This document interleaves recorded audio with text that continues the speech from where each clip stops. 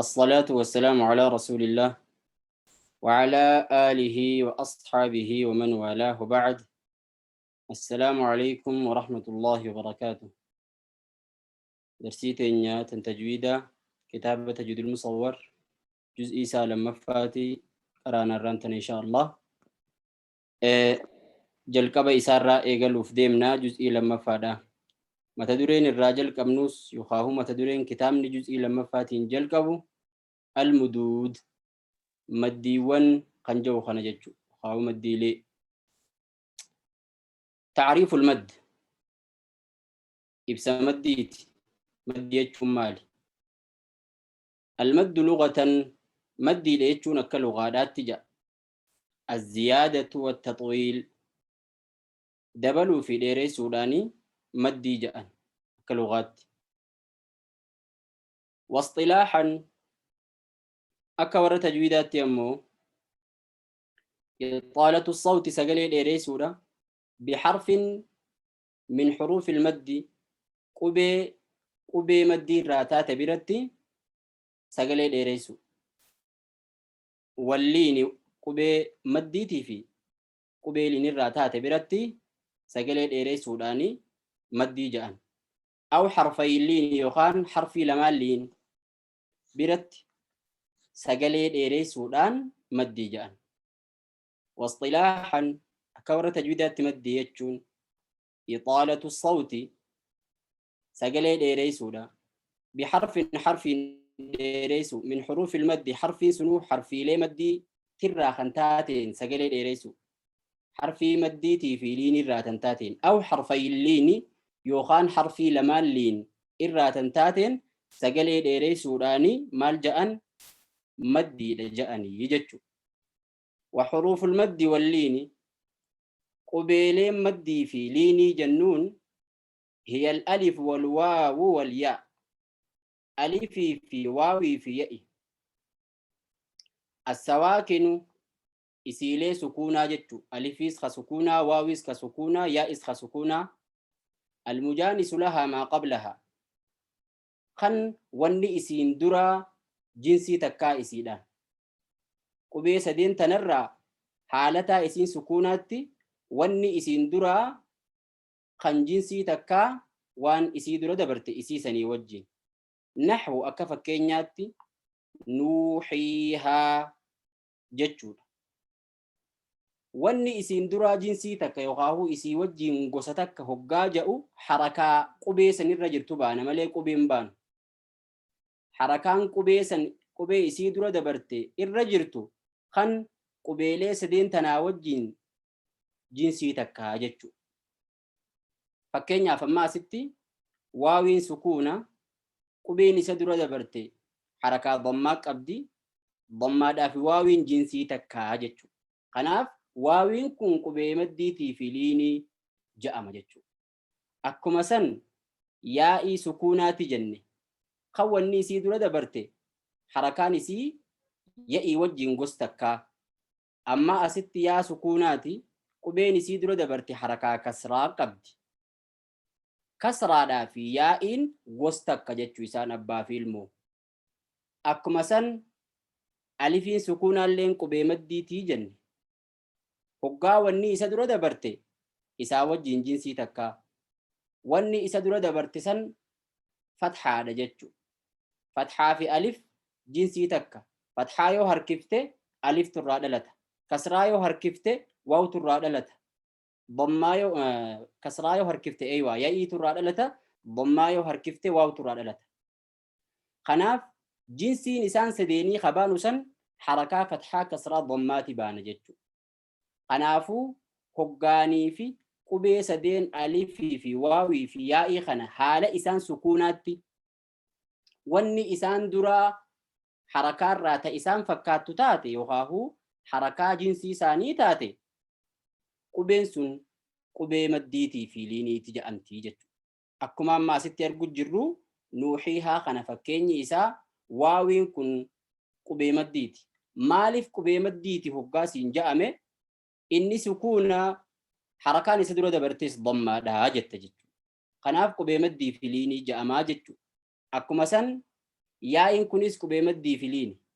Maaliif inni sukuuna wanni isii dura dabarte kasra, kanaafuu qubee maddiitiiti liinii ja'amaa jechuudha. Akkuma san alifilleen qubee maddii fi liini. Sababni hoo inni sukuuna qubeen isa dura dabarte harakaan isa dura dabarte fathaadha jechuudha.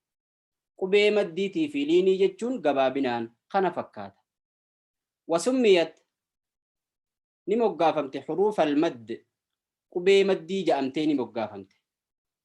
li'anna lahaa isii tanaafi jira qabiilata almaxxi fudhatuun harkisaa fi wattaxwiili dheerisuu harkisaa fi dheereysuu fudhatuudhaatu isii tanaaf jira waan taateefi qubee maddii taate. Wanni qubee maddii ja'amtee moggaafamteef isii tanaatu fudhata harkisuu fi dheereysuu, kanaafuu qubee maddii ja'amti jechuudha. Wasummiyat xuruufa liin, qubee liinillee ja'amtee moggaafamte. xuruufa almaddi walliinuu jechuu jirra. Wanni xuruufa liinii ja'amtee moggaafamteef ammoo likhuruujihaa bahuu isiitiif bimtidaadin waliinin harkifamiinsa laafaadhaa wajjin jechuudha. Harkifamtee laafinaan bahuudhaafi maal ja'amte? qubee liin ja'amtee moggaafamte. Bimtidaadin harkifamuudhaan waliinin harkifamiinsummaan ammallee harkifamtu kunuu laafinaa wajjin jechuudha. Osoo namarratti hin ulfaanne min gayri kulfatin if dirquudhaan malatti. Fakkeenyaaf nuu hoggaa jennu laaftuma jenna. Wanni afaan kana keessatti dhiibbaa nurra fidaa hin jirtu. Hii hoggaa jennus akkasuma, haa hoggaa jennus akkasuma. Laaftutti osoo nama hin dirqifamne harkifamuu isii kanaatii fi qubee liinii ja'amtee moggaafamtee jedha. Hayyee harfaan liini reefu hoggaa dubbannu maddiidha jechuudha hiikuu jirra. Hangammaan irraanfatina. Maddiidha jechuudha hiikuu jirra. Maaliif? Waa'ee maddiilee qara'uu deemna. Hoggaa maddiidha jechuu hiiknu maal jenne? Sagalee dheereessuudhaa jenne. Qubee maddii fi liin biratti yookaan qubee liin lamaan biratti sagalee dheereessuudhaani maal ja'anii jenne? Maddiidha ja'anii jenne. Eega qubee maddii fi liinii ja'amtu tam akka taate barannee booda qubeen lamaan liin hoo qubee tami kaja'u sani nuuf himuu deema asitti. Harfaan liin qubee lamaan liini taqaddama siif dabree jira ja'a fi sifaati alxuruuf baaba sifaa keessatti baaba sifa qubeelee keessatti siif dabree jira. Safhaa 993tti juz'ii takkaffaa keessatti dabree jechuudha. Anna harfay liini qubeen lamaan liin humaa isaan lamaan alwaawu wal yaa'u, waawii fi ya'i assaakinataani sukuuna kan qaban, almaftuuxu maa qablahumaa kan wanni isaan lamaan duraa fathaadhaa jechuudha. Waawii fi yaa'ii sukuunaa kan wanni isaan duraa fathaatiitu qubee liin ja'ama jechuudha. Qubee lamaan liin jechuun waawii fi yaa'ii sukuunaa wanni isaan duraa fathaati jechuudhaani baaba sifaa keessatti dabarsinee turre siin ja'a. Fakkeenyaaf qubeen liin asitti qawul kan jedhu waawii kana. Waawiin kun qubee liini. Maaliif? Waaw sukuunaa wanni isa duraa fatha. Akkuma san yawm hoggaa jennullee waaw sukuunaa wanni isa duraa fatha. Akkuma san quraysh hoggaa jennu yaa'in tun harfiiliin ja'amti. Maaliif? Isiin sukuuna wanni isii duraa fatha. Akkuma san wallayl hoggaa jennullee yaa'in tun harfiiliin ja'amti. Maaliif? Isiin sukuuna wanni isii duraa fathaadha jechuudha.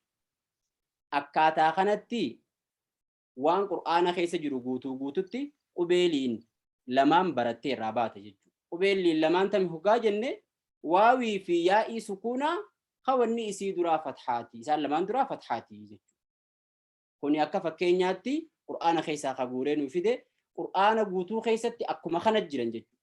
Yoo akka kana biraa ka dhufu taate hukumii biraa qaba jechuudha. Waawiin fathaa mataan isaa sukuuna tahee wanni isa duraa fathaa taanaan qubee liini. yaa'iin sukuuna tahee wanni isa duraa fathaa taanaan qubeeliinii jechu. Hayyee amma qubeeliinis maalummaa isii baranne. Akkuma qubee maddii fi liinii baranne qubeeliinillee baranne. Hayyee amma maal nu barsiisuu deema abbaan kitaabaa? Anwaa'ul maddi fil qur'aanil kariim. Gosoota maddiiti kan qur'aana coollee keessatti argaman. Qur'aana kabajamaa kana keessatti maddii gosa meeqaatu argama? Akka waliigalaatti waan jedhuuf deebisaa fuula kanarratti nuuf kaa'e. Osoo maddii san takka takka seenneen qaraane akka waliigalaatti maddiin qur'aana keessatti argamtu haga kana je'ee nuuf kaa'uuf deema jechuudha. Maddiin qur'aana keessatti argamtu gosuma lamaa jedhe bakkuma lama baati. Immaa aslii takkaahuu xabiicii jedhamuun beekamti. Maddii hundeedha jechuudha. Maddii hundee jechuun tan dameen isiirraa baatu jechuudha. Akkana jechuun maddiin biraatu isiirraa ijaaramtu maddiilee farciirraa. Isiin ammoo asliidha jechuudha. Takkaa maddii aslii yookaan maddii xabiicii jedhamtu suni. Takkaahu maddii farciidha. Maddiin farciin jannuun tun yumaddu akthara min harakatayni. Maddii harakaa lamaa ol harkifamtuuni maddii farcii jedhaniini jechuudha. Maddiin bakka lamaan kana qoodamti. Maddiilee qur'aana keessa jirtu bakkuma lamaan kanatti qoonnaa jedha abbaan kitaabaa. Immaa asliidha tan xabiicii jechuudha. Aw farciidha harakaa lamaa ol tan harkifamtu jechuudha. Maddii aslii hoggaa jennu yulhaqu bihi isanni dhaqqabsiifama. Akkana jechuun maal jechuudha? Akkuma maddiin xabiicii harkifama jechuudha. Yulhaqu bihi hoggaa je'e maddiin asliin hanguma harkifamaa jechuudha. Osoo maddii xabiiciiti irraa taariifaan adda taheelleedha. Eenyufaadha isaa warri akka maddii xabiiciitti harakuma lama harkifamu. Albadal walciwad wasilatu sughraa. Maddii badal, maddii ciwad, maddii silaa sughraa. Isaan kun sadeen akkuma maddii xabiiciitti warra harakaa lama harkifamu. Akka maddii asliitti harakuma lama qofa warra harkifamu. Maddiin farciidhaa ammoo bakka lama qoodamti. Tan sababaa hamzaatiin argamtuu fi tan sababaa sukuunaatiin argamtutti bakka lamaan kana qoodamti. Maddiin sababaa hamzaatiin argamtu sadihi. Isaanis almuttasil walmunfasil wassilatul kubraa. Sadeen kana muttasilii fi munfasilii fi silaa kubraa. Jarri sadeen kun sababaan argama isaanii hamzaadha. Itti dhufneeti insha Allah taariifa isaanii keessatti bal'inaan baruudhaaf jiraanna. Warri sababaa sukuunaatiin argamulleen sadi. Isaan sun allaazim walcaaridu lissukuun walliin. Jara sadeen kana maddii laazimaatii fi maddii caaridaatii fi akkasuma maddii liiniitu sababaan isaan argamaniin sukuuna jechuudha. Maddiileen tun guutuusii walitti dachaasii ta sababaa sukuunaatiin argamtuu fi ta sababaa hamzaatiin argamtuus maddii tam jala wali qabaman farcii jalatti wali qabaman. Harakaa lamaa ol harkifaman jechuu jarreen kun. Jarri sadeen ammoo asitti maddii xabiiciidhaa wajjii wali qabne kun harakaa lama qofa warra harkifamu jechuudha.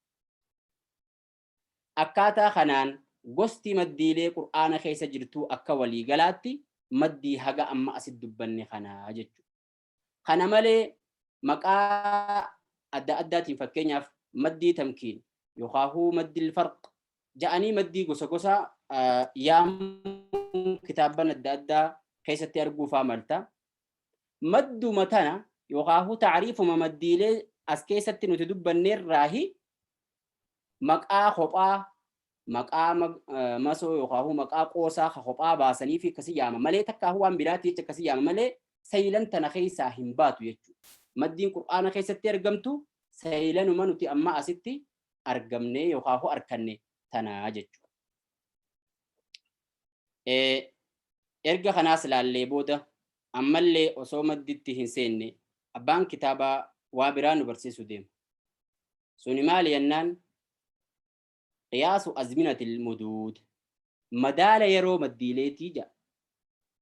Maddii tana maaliin mizaanna? Maaliin madaalanna? Nuti maalirra keenyeen madaala isinii kana hubanna? Yookaan maddii tana silaafuu hogga madditti gasseenne hangana harkifamti, hangana harkifamti, lama harkifamti, afur harkifamti, harakaa shan harkifamti, harakaa jaha harkifamti jennee irraa dubbachuun keenya hin oolu. Wanni nuti isii tana agartee madaalannuun maali? Waan jedhu nu barsiisuu deema. Tuqaasu azminati ilmuduud bilharakaat. Ni madaalamti yerooleen maddiileedhaa, yeroon maddiileedhaa ni madaalamti, harakoowwaniin madaalamti, harakaadhaani madaalamti. Wanni ati madaalattuun mizaanni kee maddiilee harakaadhaa siin ja'a. Haraka jechuun hoo maali? Wal harakatu haraka jechuun hiya alfatratu zamaniyya,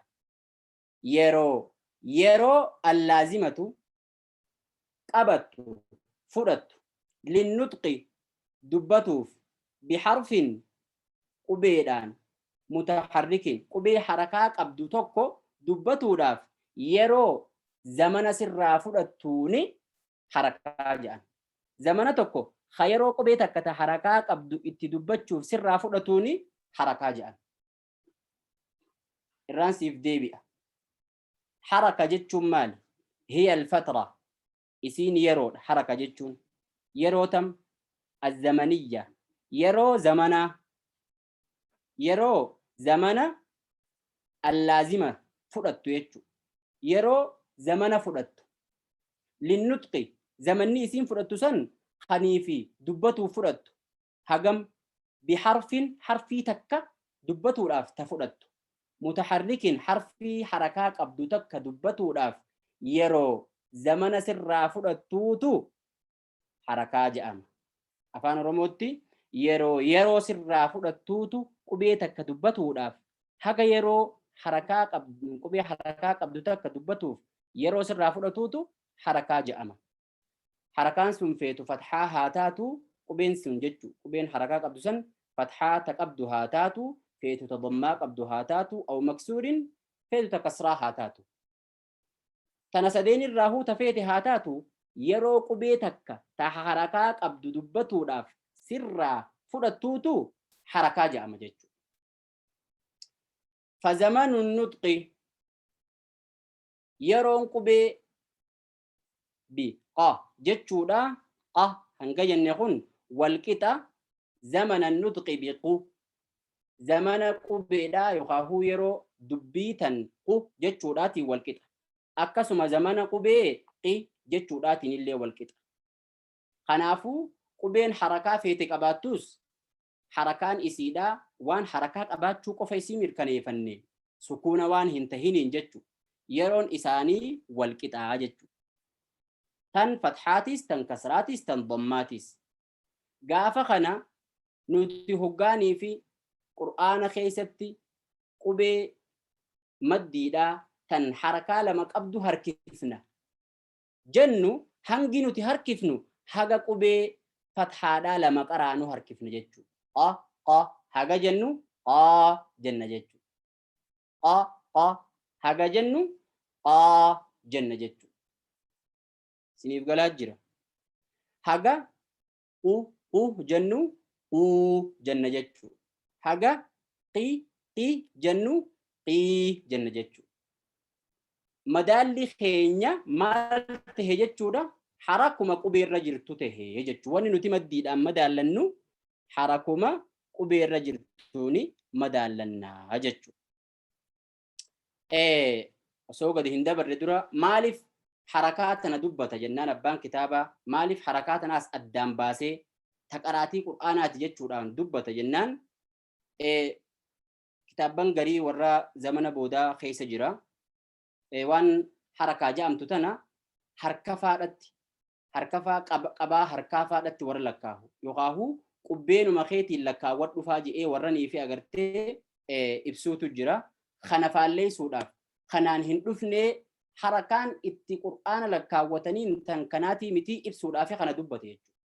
Fakkeenyaaf yoo quba lakkaawwatte yaa ayyu jechuudhaaf haga It's quba 9 kee o'clock. afur haga quba kee afur yoo fakkeenyaaf harakaa afuriin harkisa jettee yaa ayyu hoggaa jettu quba kee harakaa afur yoo qabdee gallakkifte takkaahu ammoo yoo quba kee afran takka lama sadii afur jettee lakkooytu yeroo san yeroo maddiitii wajjiinii walirra fide yoo jettu taate dogongoroota hedduutu argama. Sunirraa takka atummaan mataa keetiif namnummaan tokko yeroo qur'aana qara'u cufa haalli isaa gosa takkaa miti. Imma yeroo takka mirqaana qaba, nashaata qaamni isaa kun kaka'umsa bareedaa hamilee gaariirra qaba. Saffisa isaa akka gaariitti harka isaa kana dafee wal jala hafarsuu danda'a. Yeroo gari ammoo asumatti talisa tahee yookaan dadhabbiin itti dhuftee harka isaa kana dafee wal jala akkana godhuu hin danda'u suutuma akkana je'ee bira dabara. Haya ati gaafa mirqaana qabduu fi gaafa ammoo agartee dadhabbiin si jirtus qur'aana madaalama tokkoon oofu jirta. Fakkeenyaaf tajwiiduma irratti oofu jirta ammoo hangi harkisa keetii wal dhaba. Sababni wal dhabeef sababaati harkaan lakkaawwatteef. Dogoggorri tokkoffaa kana. Dogoggorri lammaffaa atuma kana yeroon cuftisiif yeroo takkaa miti ammaas yeroo hoggaa jennu tarii yeroon takka oowwa yeroon takka qabbana hogguu qabbanaa namni sossoha kana hedduun danda'u harka sossoosuu harkaan lakkaawwatta jenne harki kee yeroo qabbanaa dafee wal jala hafarsuu hin danda'u yeroo oowwaa immoo dafee oofa gaafanii fi oowwaatii fi gaafa qabbanaatiis ati qur'aanni ati qaraatu tadwiirumaan qara'u jirta akkaataa kamiin madaala yeroo lamaanii wal qixxeessita harkaaniin lakkaawwadha jechaa waliin qixxeessitu jechuun wal dhabdii jechuudha. Kanaaf kunis dogoggora lammaffaati. Kasadaffaati. Aqlumattu jechuudha. Tanaqliidhaa dhiifneetii beeka. Aqlumattu waan naman fudhachiif. Kasadaffaadhaa namni kun gosa takkaa miti. Namni garii xabiicaa isaa jarjaraadha. Namni garii xabiicaa isaa laafaadha dadhaba.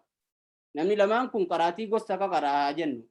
Isaan lachuutuu tadwiiraan qaraa jennaan harkaan lakkaawwatan hoggaa maddiirra dhufan.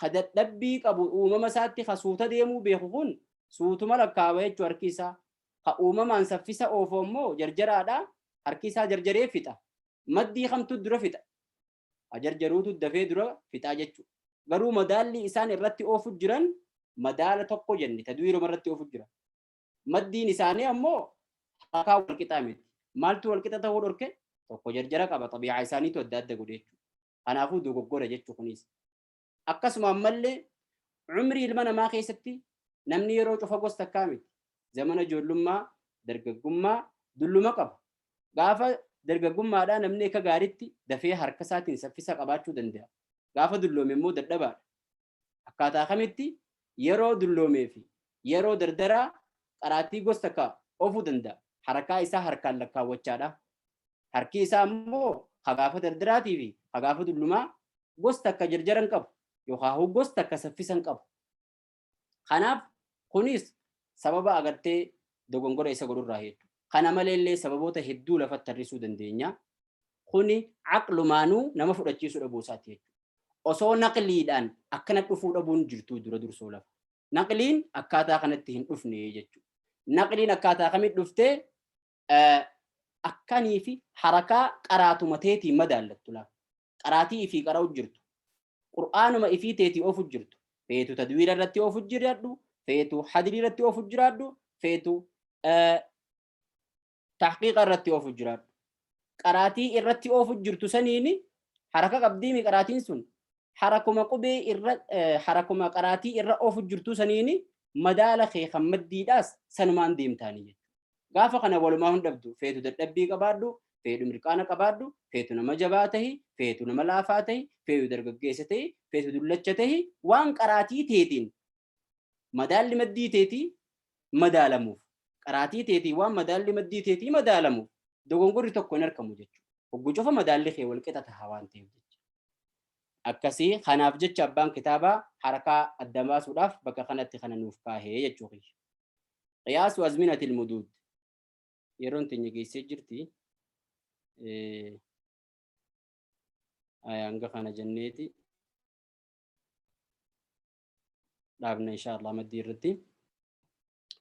قياس أزمنة المدود ولأئمة القراءة دريلي ور قراءات في قياس أزمنة المدود مدالة زمن maddiilee maddiin tun yeroo hangam takka qabdi akka walii galaatti waan jaamu keessatti 5 maqaadiir likii shaniitu isaaniif jiraa je hiya tokkoffaan alqasr gabaabsanii qara'u sun akkam yennaan huwa almaddu bimiqdaari harakatayni kaxabiicii harakaa lamaan qara'uu faadha akka maddii xabiiciitti lammaffaan ammoo fuwiiqul qasr lamaa gubbatti yookaan gabaabsanii gubbatti qara'u gabaabsuu olitti jaaniin هو المد بمقدار 3 حركات مدي حركة سديه قرأوا رواية حفصي خيس جراتشو باتوس رواية براخي سنجت أقسم رواية حفصي اللي طرق براخي سنرتي طرق شاطبية اللي تهوبات سدفان التوسط جد قلن قرأوا هو المد بمقدار 4 حركات جد قلن قرأوا كن مدي حركة أفرين قرأوا أي ضعف الطبيعي دجا مدي طبيعي قرأوا جتشو أفرفان أمو فويق التوسط يعني جدو قلا قبا قراو جدو قلا أولتي خنجن خن هو المد بمقدار 5 حركات مدي حركة شنين لكي حركة شنيتي قراو إني شنفاتي في خط أمرا الطول حركسني يغاهو ديريسني قراو وهو المد بمقدار 6 حركات إني لكي حركة جهاتي حركسني قراو أجتشو يخاهو 3 أضعاف الطبيعي مدي طبيعي دجاسة دي قولني كراولا أكاتا خانتي لكن مدي دا أكا ولي غلاتي قراء براتي شنن مخانا جتشو يخاهو حركة لما يخاهو سدي يخا أفر يخا شن يخا جاجتشو تنبيه يتناسب طول الحركة والقلجي حركسني حركاتي في وبالتالي طول المد حركسني مدي دات اللين مع سرعة القراءة سفسا قراتي تيتي توجي والقلو قبجتشو سفسني قراتو حركات تيتي في حركسني مدالا خنيفي مدي داتيس والقلو رقبا هجتشو قراتي نتي قراو جرتو تحقيق تاتو وتدويرا تدوير تاتو وحدرا حدري تاتو يتناسب طول الحركة والقلا حركسني حركة خيتي وبالتالي طول المد أكما سن حركفني مديت الليل مع سرعة القراءة سفسك قراتي توجي والقلة تحقيقا وتدويرا وحدرا تحقيق آنيس تدوير آنيس حدر نيس جتشو أكن يجون فمثلا فكينيا 4 حركات في التحقيق حركان أتي تحقيق أنقراته هقاني في حركة أفرتن تحقيق أنقراته هي أطول يسين إيرتودا من 4 حركات في التدوير حركة أفر تنهجات تدوير الرئيرتو مالي في جنان هجات تحقيقا قرأت سوتا قرأت وانتهي حركاني سكسم سوتا تاتخا و4 حركات في التدوير حركان أفر تدويرا هي أطول من 4 حركات في الحدر قراتي جرجران قرأت كان جدو ليسان قرأت حركة إسان لماني أفر هجا ولفد قراتي حركة جدو ليسان قرأتوتو حركاني سي إرّا ديرتودا مالف سوتا جدو ليستي أوفو جرتا وانتهي أفان رموتي سنيفي موداف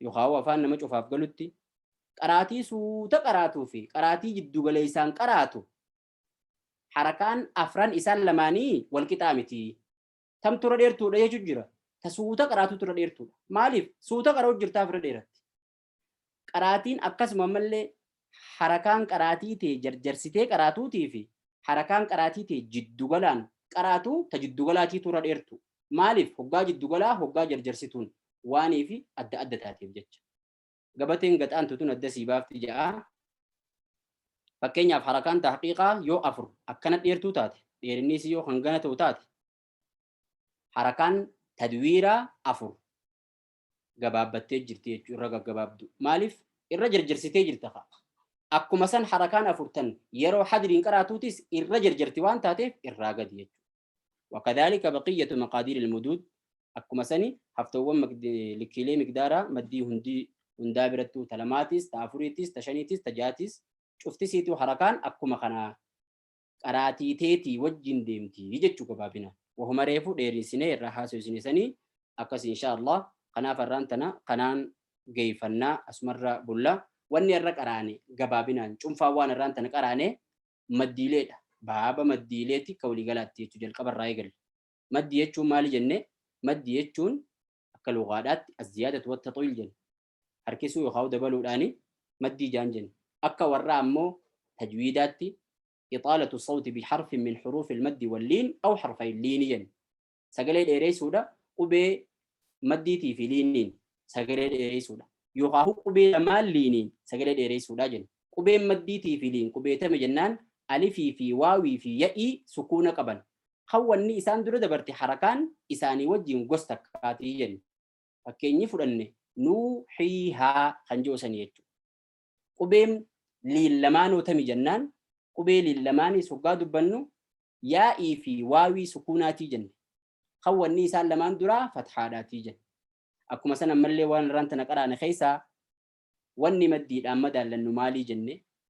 Maddii wanni madaallannuun harakaadhaa jenne. Harakaanoo tami jennaan tanuma qaraatii qur'aanaa keessatti ifiteetii qaraatu سنين مدالة جنة. هذا وبالله التوفيق وصلى اللهم وسلم على نبينا محمد وعلى آله وأصحابه وسلم. والسلام عليكم ورحمة الله وبركاته.